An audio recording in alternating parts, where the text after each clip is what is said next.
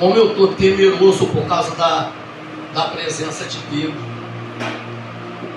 Louva a Deus pela sua vida.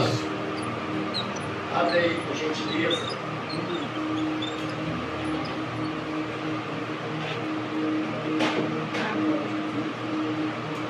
Livro de Jeremias.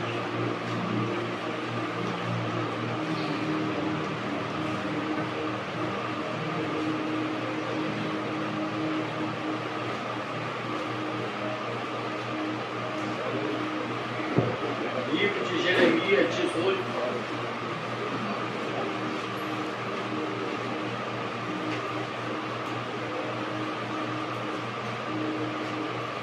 Livro do profeta Jeremias, capítulo 18, um texto que todo mundo conhece.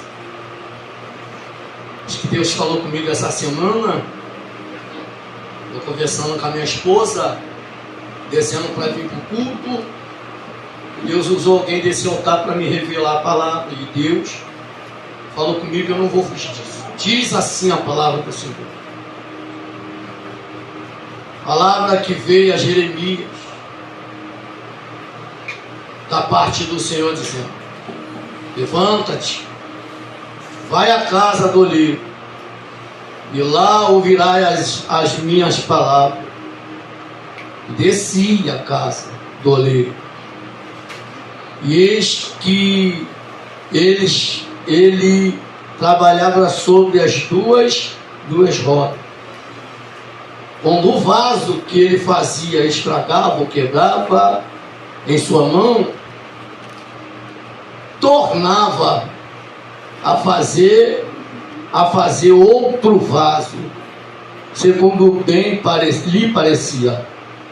Então veio a mim a palavra do Senhor, dizendo: não poderei eu fazer de vós como este oleiro, ó casa de Israel, diz o Senhor.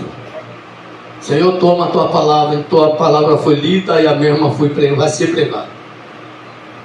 Senhor, toma meu coração em tuas mãos, e o povo não é meu, é seu. Então a palavra é sua, não é minha. Então me levanta como profeta nessa geração para pregar a tua palavra. Usa-me e coloca na sua aljava, para que eu seja flecha na mão do valente e acerta o teu alvo. Toma o teu povo em tuas mãos, em nome de Jesus. Amém, graças a Deus. Os irmãos pôde perceber a atmosfera do culto, que como o culto está abençoado, o culto está mais do que a presença. Deu vontade aqui de chorar, vendo e ouvindo e sentindo a presença de Deus nessa casa. Presença de Deus do qual a gente talvez saiu da nossa casa vazio, e quando a gente entra na presença de Deus aqui até a tristeza tem que soltar de alegria. Eu vim dizer para alguém que está triste, ainda tem solução para a sua alma. Vimos um contexto aqui eu vou voltar um pouquinho, bem breve, em um profeta, Isaías. Você conhece que Isaías viu o céu aberto, anjos subindo e descendo. A visão de Isaías foi levantado para trazer uma mensagem de esperança para o povo. O profeta Isaías foi levantado para trazer uma mensagem de restauração para Israel. Reino do Sul, Reino do Norte. Isaías está pregando a palavra, e quando ele vê os céus abertos, o anjo vai tocar com a tenaz na boca dele, e você sabe que vai purificar a boca do profeta. A mensagem de Isaías me toca, começa a mexer comigo, que no verso 43 diz assim: mas agora sim, diz o Senhor, a mensagem de Isaías, mas agora sim, diz o Senhor, teu Criador Jacó, se formaste, ó Israel, não temas, porque eu te remi, chamei-te pelo teu nome, tu és meu, Quando passares pelas águas, eu estarei contigo. Quando passares pelo fogo, quando passares pelos rios, eles não se submergirão. Quando passares pelo fogo, não te queimará, nem a chama arderá em ti. Isaías está dizendo: não sei a circunstância que tu tem passado, mas não importa, eu estarei contigo. A mensagem de Isaías é uma mensagem restauradora. E vai falando essa mensagem restauradora. O povo aqui está virando as costas para Deus. E Deus vai falar: olha, fala para as filhas de Sião que eu amei, redimi, e eu vou levar ele a lugares mais altos. Fala para o povo voltar para mim. Isaías 45, no verso 2, diz assim: eu irei adiante de ti, endireitarei os lugares tortos, quebrantarei as portas de bronze, e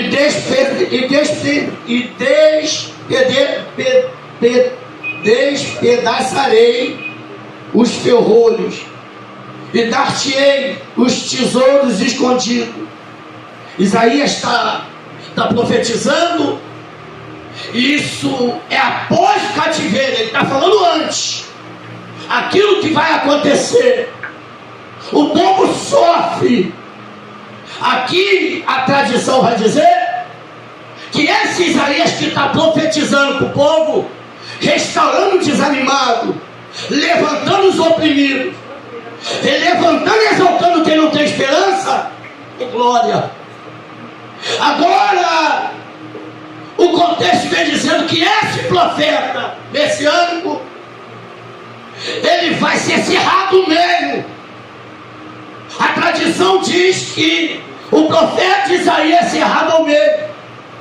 E aí que tu pode provar com isso? Hebreus, capítulo 11, verso 35.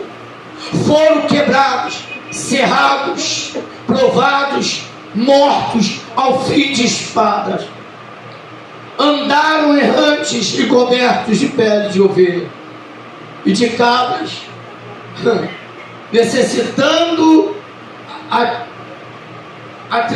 atribulados e maltratados. Aqui Hebreus está confirmando o que alguém já tinha dito, que Isaías tinha cerrado a lei. Agora, presta atenção aqui, Israel, o povo de Judá, a notícia chega aos ouvidos do povo, e a notícia é apavorante. Aquele que estava trazendo a mensagem de esperança foi morto.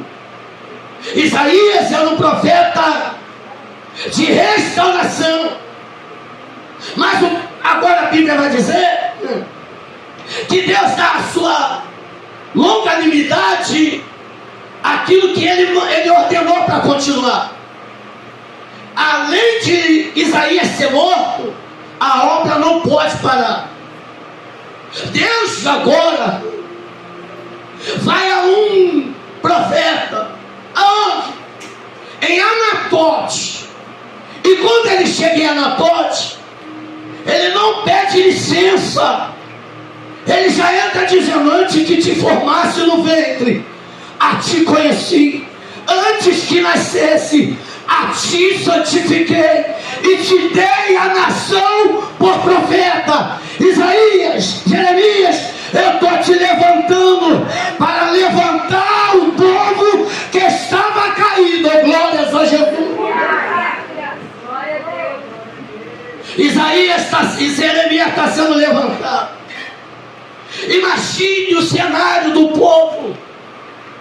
Imagine o medo de Jeremias. Ele é um jovem rapaz. Isaías está vendo o cenário, Jeremias está vendo o cenário, e um estão dizendo para o outro: mataram Isaías. Então não vem falar que não é difícil tomar posição. É claro que é difícil tomar posição. Mas quem é levantado não corre da batalha. Não, eu vou profetizar isso aqui. Pode ser a idade que for. Quem é levantado não foge da batalha. Jeremias com medo, é claro, vai dizer: ó Senhor, eu sou apenas um menino. Aí Deus vira para ele: não tira, porque tem gente que é assim, já sabe o chamado, está correndo do chamado, já sabe porque foi escolhido, está fugindo. E Deus está falando: tu não está enganado daquilo que eu te prometi. Se eu te prometi, eu sou fiel para te garantir. Mensagem de Jeremias: não digas que tu é um menino. Jeremias começa a pregar. Aí Deus vai fazer uma pergunta: o que tu vês, Jeremias? Eu vejo uma vara de amendoeira. Viste bem, porque eu velo para cumprir a minha. Ô irmão, a tua palavra é minha, talvez não presta talvez para nada, mas a boca que sai do alto na tua vai fazer algo extraordinário acontecer. Então profetiza com autoridade. Escuta aqui, lá na tua casa tu tem que profetizar, não é o profeta. Lá na tua casa quem tem que levantar a mão é você. Lá na tua casa quem tem que ministrar é você. Eu profetizo: aonde você botar a planta dos seus pés, demônios vão ser abalados. Glória! Te levantei para arrancar, para derrubar, para destruir, para plantar. Jeremias, eu te chamei. O caos está sendo instalado. O que tu vês, Jeremias? Eu vejo uma panela fervendo. Veja, Jeremias, lá do norte. Jeremias está vendo uma visão de que Nabucodonosor está vindo. Isso aqui é um alerta para o povo de Israel. Jeremias é um profeta. Eu vou ser rápido. E quando Jeremias vê essa visão, imagine Deus chamando Jeremias e o caos está tão instalado, presbítero Leonardo, que o profeta que é chamado vai chegar no meio do povo diante do Senhor. Olha a ousadia de Jeremias: o Senhor me iludiu, iludido eu fiquei. Eu falei e o povo não me ouviu. As tuas palavras soam como vergonha entre os meus lábios. Filé opróbrio. Eu não quero mais falar mais no teu nome, mas quando eu tento parar, ela começa a queimar os meus. Eita, glórias a... fala pro teu irmão: não dá mais para parar. Fala pro teu irmão: não dá mais para parar. E quando Jeremias pensou em retroceder, ele disse: eu vou avançar, eu vou avançar, eu vou avançar, eu vou avançar. Eita, levanta a tua mão. Parar, você não vai parar. Essa palavra está enraizada dentro de você. Talvez o Espírito Santo está me usando para dizer para alguém que no seu coração está dizendo: eu vou largar tudo, vou chutar o pau da barraca, eu vou largar o evangelho, nada está dando certo. Eu sou boca de Deus hoje aqui. Oh meu Deus do céu, começa a ficar no caminho do Senhor. O resto, deixa ele, está errado, está torto, ele colocará tudo no lugar.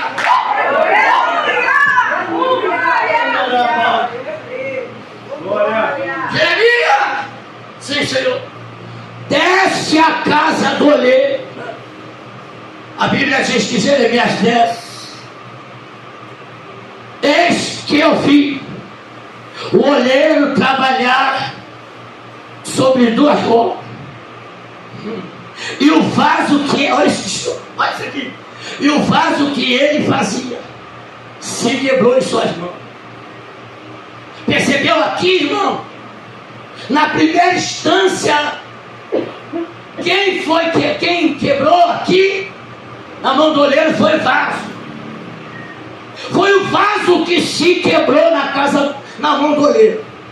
Não foi aqui o oleiro que quebrou o vaso. Porque tem gente que se quebrou e não quer reconhecer que está quebrado. Mas eu vim profetizar que o vaso que se quebrou na mão do oleiro pode ficar firme, que o oleiro que está vendo para a tua história, está vendo você, é o mesmo oleiro que vai fazer. Eu vou falar isso aqui. Talvez o vaso está todo embaraçado, o vaso está todo enrolado, mas o oleiro que é dono da olaria está dizendo: está quebrado, está enrolado, mas eu sou Deus e faço tudo novamente. Quem se quebrou? Tem gente quebrada, tem gente enrolada, que se quebrou. Mas hoje é dia de quem está quebrado se restaurar. Eu vou pegar isso aqui.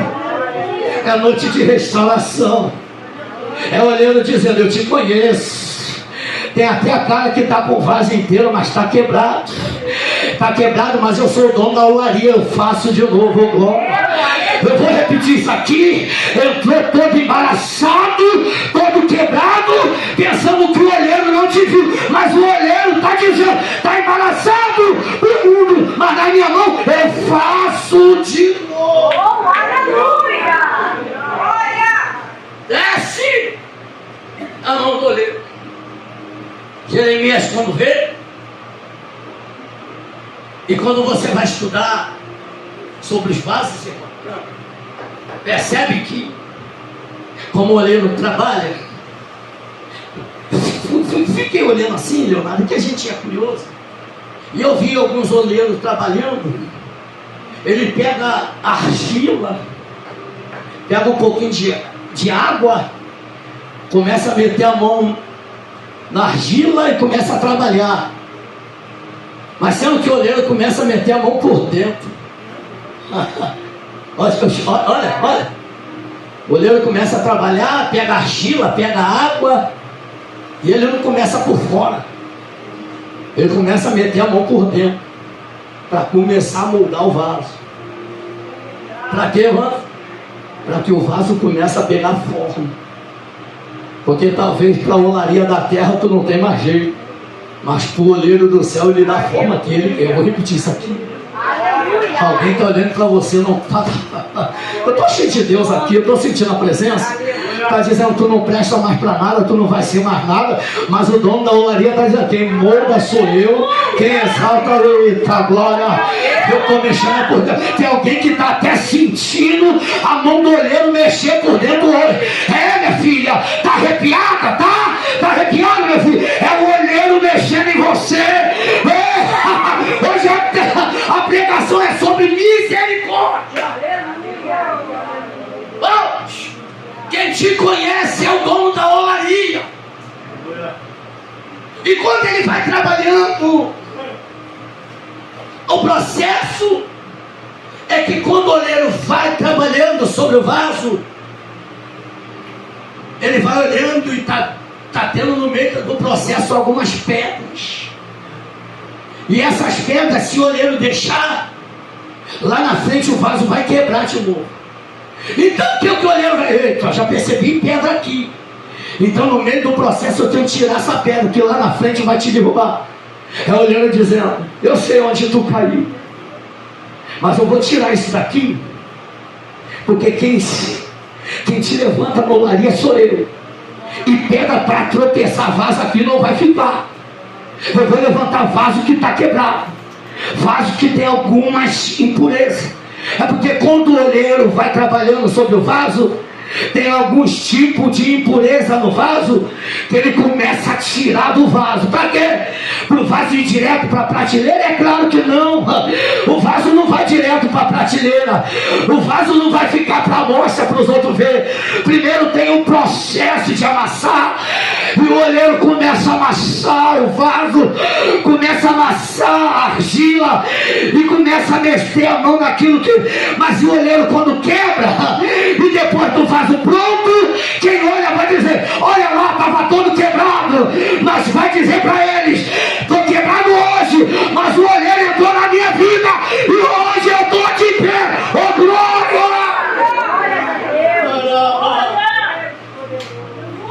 Arranca algumas impurezas modelo, tá, gente? É que a gente pensa que é vaso demais. A gente pensa que prega demais. A gente pensa que canta demais. A gente pensa que faz demais. Aí o oleiro, não, calma aí não. Eu tenho que tirar isso aqui, ainda tem muito. Aí ele bota um pouquinho na prateleira. Eu não vou falar das prateleiras, que tem uma, duas, não, eu vou falar só. Ele bota na prateleira. E está pensando que o vaso vai para a amostra direto? Não, não. O vaso vai ficar ali, paradinho, para o olheiro olhar se está bom para trabalhar nele ou não. Tem o tempo da massa descansar. Aí ninguém me vê e nada acontece comigo. É o olheiro dizendo, está na prateleira, ainda está pegando forma de vaso, espera. Deixa o olheiro trabalhar primeiro, para depois a gente bater no peito e falar que é vaso. Tem muita coisa na nossa vida que Deus precisa, é coisas mental, é coisa espiritual, é coisas que está lá no teu íntimo, que o olheiro que é dono do teu coração sabe, eu vou te purificar, hoje é noite de purificação de vaso. Aí depois que fica lá, tem um tempo de secagem, não vai direto para trabalhar. Porque tem alguns processos que o vaso tem que passar para ser vaso. Sabe qual é o problema da nossa geração? Que a gente quer pular etapas. Achamos que a gente é o que é, não é. Se o oleiro não estiver na tua vida, meu filho, minha filha, tu se quebra todinho. Ah, não? Aí eu batia no peito e falava, você batia na tua, não é nada. Mas tu está na mão do olheiro. Olha, ele vai te quebrar, quebrou.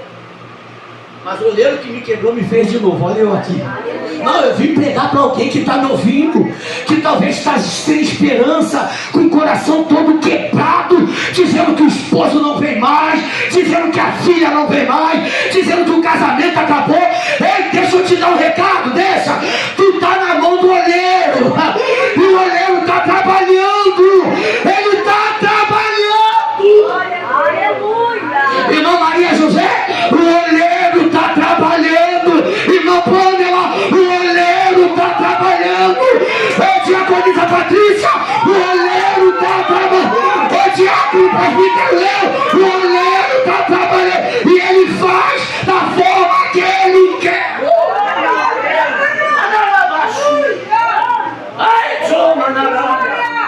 De vez em quando dói. Porque diz o texto que o vaso que ele fez se quebrou. Também tem aquele vaso que se quebra na mão do oleiro, mas também tem o vaso que o oleiro quebra. E quando o oleiro quebra, meu filho, é só ele para construir de novo. Tu vai chorar, tu vai gemer. Sabe o que Deus falou comigo? Tem 4 meses atrás. Não ora por isso aí não. Não entra nisso aí não. Por quê? Porque é eu que estou amassando. E depois tu vai ver o resultado. O olheiro falou, eu levantarei de novo. Aí, pastor, tem gente que entra em processo que não é para entrar. Tem gente que está entrando em rolo que não é para entrar. Metendo a mão de que não tem que meter a mão. E o olheiro está usando a minha boca para dizer, quem faz sou eu. Quem mexe por dentro sou eu. Quem coloca na vitrine sou eu. Quem exalta sou eu. Quem faz sou eu. Não por etapas.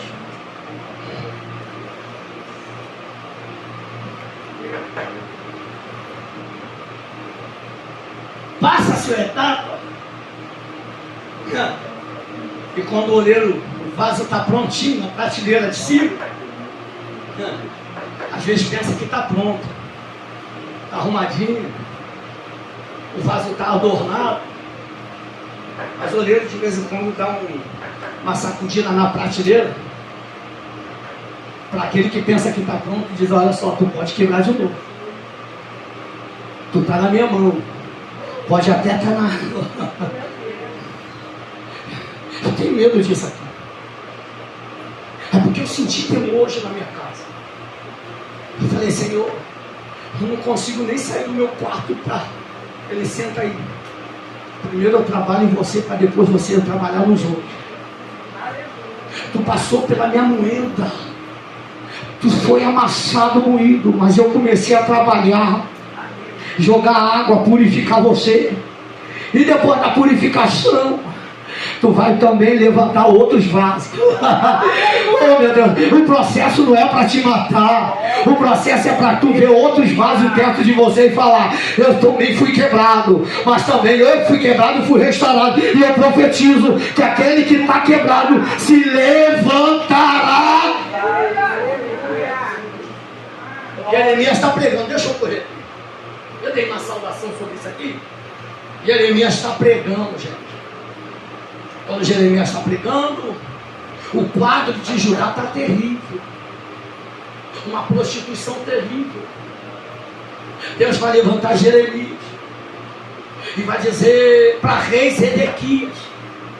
Zedequias é filho de Josias, rei de Judá. Agora Zedequias é levantado e Jeremias começa a pregar. E a pregação de Jeremias é, olha, se entrega ao rei Nabucodonosor, senão morrerá o filho da espada, morrerá de peste, de doença. Assim diz o Senhor, entrega-se ao rei Zedequias. Sendo que o rei é soberbo, não quer ouvir o processo e nem o profeta. Quando o profeta fala, alguns príncipes se levantam e vai dizer, olha, o rei Zedequias, tem um tal de Jeremias se levantando dizendo que a gente se entregar para o rei. O exército vai acabar com a nossa cidade. Jeremias começa a pregar, Zedequias não acredita. Aí os príncipes falam, vamos prender ele, está falando demais. Jeremias está desanimando o povo, vamos prender ele. Jeremias vai 38, já para encerrar. Jeremias vai pregar. O rei manda prender no pátio de Jona, onde fizeram como uma prisão na casa. E quando coloca Jeremias, a cidade não entra água, a cidade não entra comida. Nabucodonosor vai sofrer uma pressão do Egito.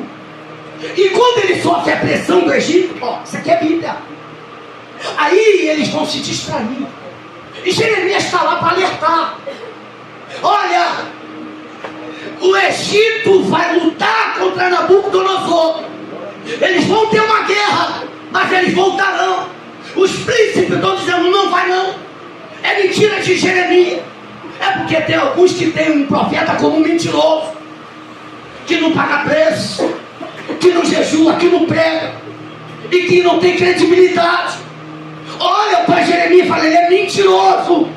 E quando eles vão para a guerra, daqui a pouco o povo está disperso. Volta Nabucodonosor, se tinha cidade. Zedequias, vai morrer teus filhos, teus netos, a tua família, se entrega. Não vou entregar. O texto diz que Nabucodonosor sentia tudo, queima tudo, mata. Sendo que colocas Jeremias no poço, a lama, isso aqui, escuta, a cidade não tem água, a lama de Jeremias está na cintura, Jeremias não consegue andar, levantar. Alguém vai olhar para Jeremias e vai lembrar, ele é profeta. Profeta que é profeta não pode ficar na lama. Eu vim dizer para alguém aqui, a tua casa não vai ficar na lama, a tua família não vai ficar no fundo da lama, o teu ministério não vai acabar. Alguém não está acreditando em você, mas eu vim profetizar aquilo que os olhos não viu, aquilo que o ouvido não ouviu e nem chegou ao coração do homem. É aquilo que o Senhor tem preparado para você. Glória, levanta Eu quero profetizar. Eu profetizo que milagres chegarão na tua casa. Eu profetizo que aquilo que tu está esperando, general de batalha, vai contra. Glória! Avisa lá. Deixa eu correr aqui. O texto diz que Jeremias está na lama, está quase morrendo, profeta. Porque profeta às vezes é solitário assim mesmo. Rapaz, como eu tenho aprendido. Às vezes a gente tem que caminhar um pouco comigo para a gente amadurecer. Eu não estou puxando sardinha, eu estou imaginando como é a vida dos pastores 20 anos. Como dói, irmão. Eu fico tirando o profeta Jeremias. Jeremias acreditava no povo. O texto aqui vai dizer que um etíope, Ebed-Meleque, vai olhar e vai dizer: opa, não pode ficar. O profeta não pode. Está na lama? É, porque tem gente que joga na lama. Mas existe um Ebed-Meleque que quem está na lama vai tirar. Vou repetir isso aqui. O cenário de Jeremias é de morte. Mas ainda tem amigo que tira amigo da morte. Vou repetir isso aqui. Não pensa que você está sozinho, não. Não pensa que a sua luta é só tua, não. Tem uma igreja lutando por você também. Tem uma intercessão intercedendo por você. Tem as mulheres também intercedendo. Tem uma juventude orando por você. Tem um corpo de obreiro intercedendo. Tu não vai ficar na lama. Para encerrar. Encerro ele falando que está elevado. Zedequias, no capítulo 19, 18, eu barro na mongoleira. 19, ele chama a autoridade e fala assim: coloca num poste. Jeremias pega um pote e quebra no meio dos anciões e do povo. E diz: olha, assim vocês ficarão na mão de Nabucodonosor. Capítulo 19. Zedequias agora é cercado e tenta fugir. Quando ele tenta fugir, Nebuzaradan, o príncipe de Nabucodonosor, cerca. Quando Nebuzaradan cerca, pega Zedequias, traz. O rei que não acreditou vai perder os olhos. E quando é arrancado os olhos, vai morrer toda a tua família. Oh, meu Deus. E quando morre, o povo é sitiado e levado para Babilônia. Para me encerrar, mas muito profundo isso aqui. E quando eles estão chegando na Babilônia, eles não conseguem cantar as músicas mais. E quando eles vão, imagine as nações vizinhas que olhavam o povo de Israel e diziam: eles são fortes, eles são corajosos, eles são um povo poderoso. E nas montanhas tinha nações olhando para ele e dizendo: calma aí. Salmo 137. Junto aos rios da Babilônia, ali nos assentamos e até chorávamos, lembrávamos de Sião, nos alegramos que há no meio dela, penduramos as nossas armas, e os que levavam cativos nos pediam: cante novamente. E os que nos desolavam nos pediam: alegre-se, dizendo: cantai-vos alguns cânticos de Sião. Eles diziam assim: vocês estão em terras estrangeiras, canta aqueles hinos que vocês cantavam alegre. Lembra como a gente era alegre? E algumas coisas que nos trouxe cativo e tira a nossa alegria. Aí a Bíblia diz que eles falavam: como podemos cantar em terras estrangeiras? Como podemos adorar?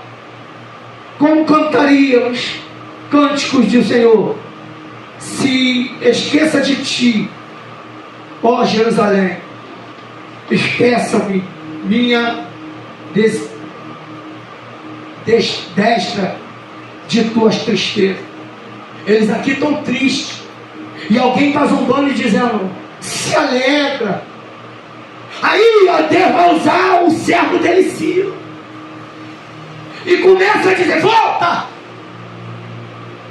porque aqueles que foram cativos eu vou trazer de volta, aqueles que perderam tudo eu vou tornar a dar de novo, eu vou arrebentar os tesouros, os que estão escondidos na terra, nas escondidas de bronze, eu explodirei tudo por causa de vocês, e vocês não voltarão de mãos vazias, vocês voltarão com ouro, com prata, e com aquilo que eu, o Senhor, darei, oh glória. Volta, filhos de Sião, oh glória. Foi aí, irmão, que surgiu o Salmo 126. Foi nessa alegoria que o Salmo 126 foi escrito.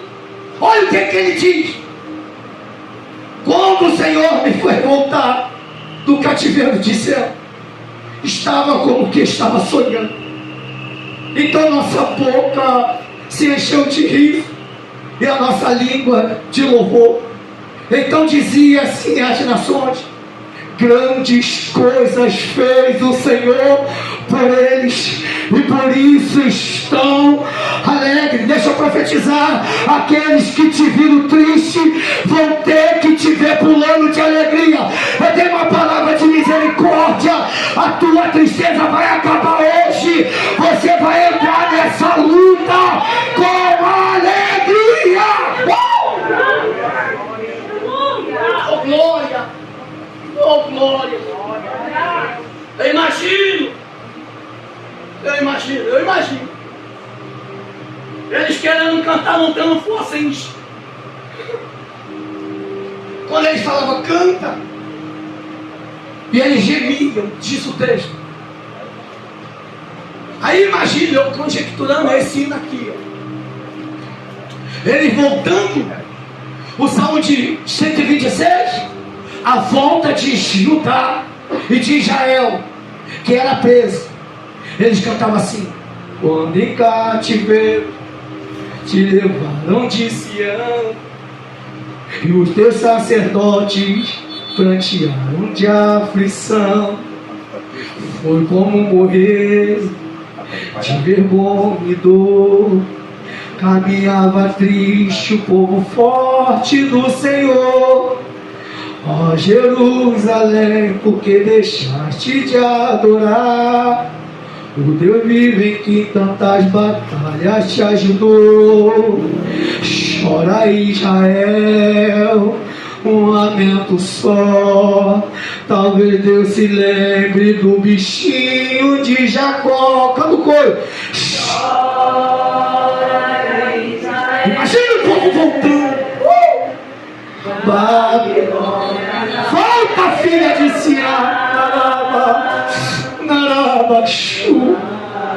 Deus, ele te ouvirá.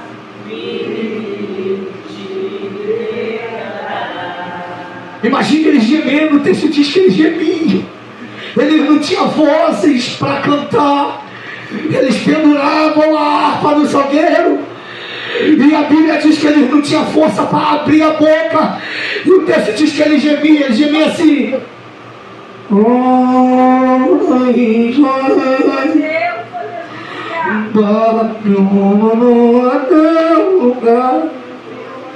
e um gemido inexprimível, ele quebra o coração de Deus. Anarabachuri, eu sinto a presença dele. Anarabachuri, ele não tinha força para cantar, mas o clamor da alma quebrou a Deus, e eles voltaram com a glória. A tua casa vai voltar, o teu ministério vai voltar, aquilo que o diabo tirou vai voltar para tua mão.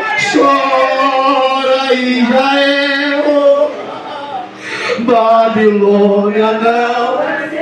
Oh meu Deus. Oh glória.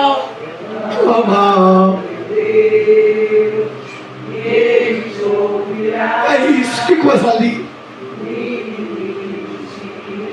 Sabe o que Deus está falando no meu coração? Que aquele problema que tu tem, que só você sabe, Ele está restaurando nesse culto hoje. Ele já viu o clamor que só você tem, a dor interna na tua mente, só você sabe. Aquele teu filho que dá trabalho, que você falou que não tem jeito, é Deus falando: eu conheço as suas lágrimas, eu sei do teu sofrimento, mulher, eu sei, jovem, daquilo que tu está passando. O processo não é teu. Eu vou entrar nessa noite, é Deus dizendo: essa terra tu não tereis que pelejar, o leão da tribo de Judá pelejará. Oh glória! Oh glória! Mas o meu processo está doendo, o olheiro me quebrou e eu continuo quebrado. Pode esperar que o olheiro que te fez voltará a tornar a fazer de novo. Tu é vaso, rapaz, você é vaso. Antes o meu processo está doendo. Eu não consigo casar, espera. Eu não consigo meu ministério avançar, espera.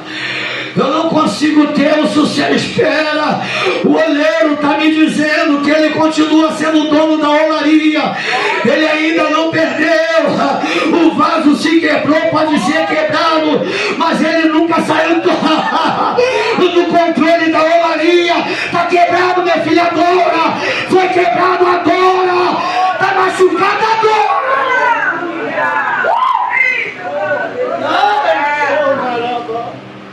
Eu vim trazer uma palavra de conserto. Eu vim trazer uma palavra de restauração.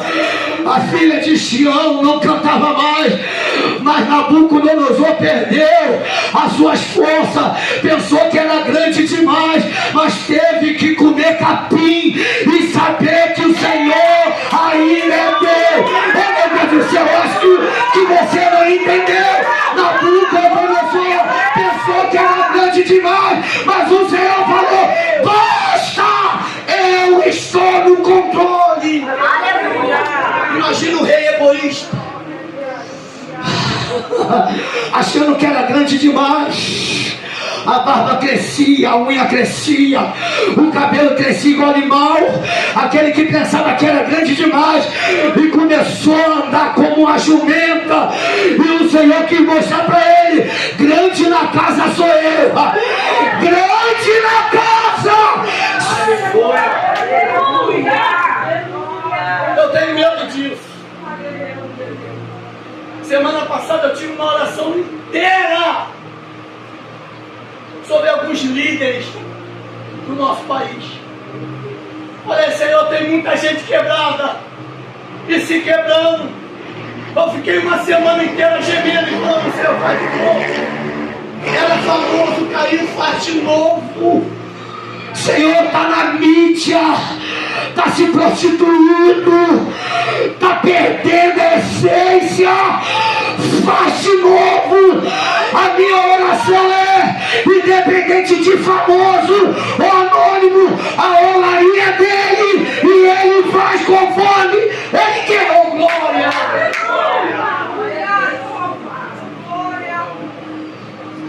Pode vir, meu pastor. Oh, glória.